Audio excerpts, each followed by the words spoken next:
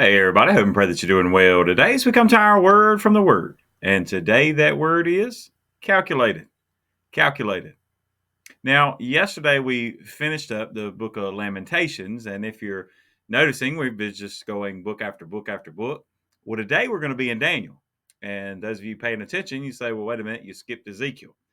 Well, actually, I've already done a whole series of videos on the book of Ezekiel. So I'll hopefully put a little notation somewhere here or there, or I'll put a note there. You'll see at the end of the video, it'll have a link to those Ezekiel videos, and you can go through those and check those out as well.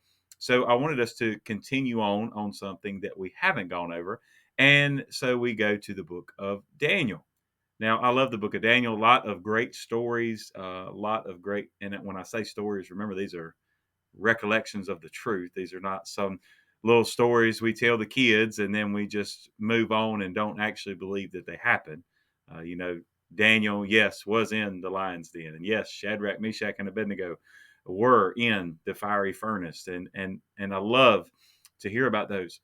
But also, especially, in light of the things that we know in Revelation and the things that a lot of people are talking about nowadays, the end times, you really cannot understand completely Revelation, the book of Revelation, unless you begin to read and understand a lot of what's going on in the book of Daniel, really the latter half of the book.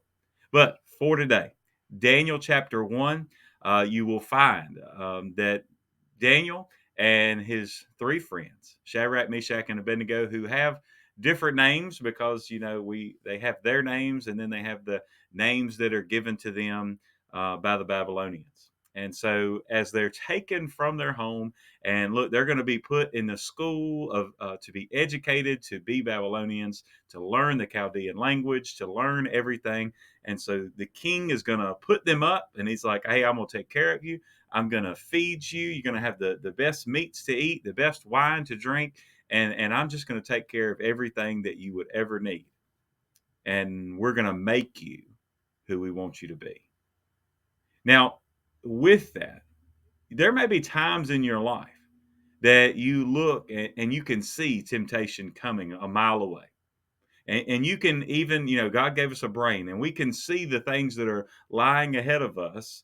And you may know what is a possibility. So, for instance, Daniel, at least, and I'll just use him for today, his three friends follow along with him, but that Daniel had already thought ahead. If they're going to take us off and they're going to try to teach us and try to use us, he's probably thinking two things. One, God can use me in this position. And also, there's no way that I can go against the word of God as I do these things. So there's a key point, and I'm going to actually jump to the end of chapter 1 first and look at Daniel chapter 1, verses 19 and 20. It says, "Then the king interviewed them, and among them all none was found like Daniel, Hananiah, Mishael, and Azariah. Therefore they served before the king. And in all matters of wisdom and understanding about which the king examined them, he found them 10 times better than all the magicians and astrologers who were in all his realm." So I know I gave you the end first. As he's going through, he's like, man, these boys have got it going on. Well, it wasn't because they were Israelites. It wasn't because they were Hebrew boys. It wasn't because just God decided that, hey, just I'm going to pick these boys out of this group and that's the ones I'm going to choose to use. God did choose to use them, but it's something that happened before that. There's I told you the word today was calculated. It's a calculated decision to think about when you might be tempted, when that temptation is coming. I told you that the king had said, "Hey, I'm going to take care of you. I'm going to give you all the food and all the choice meats and the choice wine that you could ever want." Problem is that for Hebrew boys, that would have defiled themselves. They would have defiled themselves before God, gone directly against what God had told them to do. Now, the key is found in verse 9. I'm sorry, verse 8. But Daniel purposed in his heart that he would not defile himself with the portion of the king's delicacies, nor with the wine which he drank. Therefore he requested of the chief of the eunuchs that he might not defile himself. You see, he decided ahead of time. He had already in his heart and in his mind, he had already thought about the temptations that may be placed before him. And he had already purposed in his heart.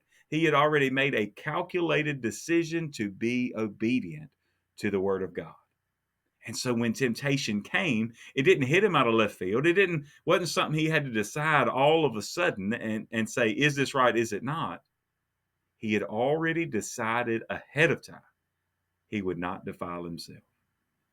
It's something to be around friends and family and near home, but to be pulled out of your home and with everything that's going on, it would have been easy. It would have been easy to say, well, hey, this is a cost of war. It would have been easy to say this is a cost of being pulled out of our hometown. This is the Babylonian rule, and this is the Babylonian school, and this we have to follow what they say. But Daniel calculated. He purposed in his heart to be obedient. And I love the story. You can go through it and you can read the rest of the story for yourself to see how God uses him and blesses his faithfulness. That he even told the eunuch, hey, put us to the test. He was saying, put God to the test. He will see us through. Today, I don't know what temptation you may be facing. We don't always know what might be coming, what the day may hold. But we can look ahead enough to know Satan is going to tempt us.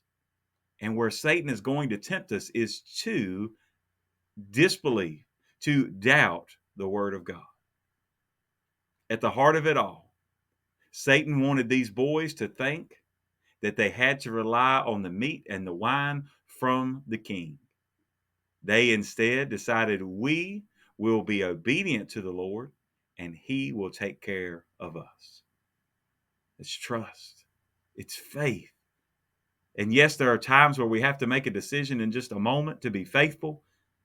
It's a whole lot easier to make that decision if you've already purposed it ahead of time.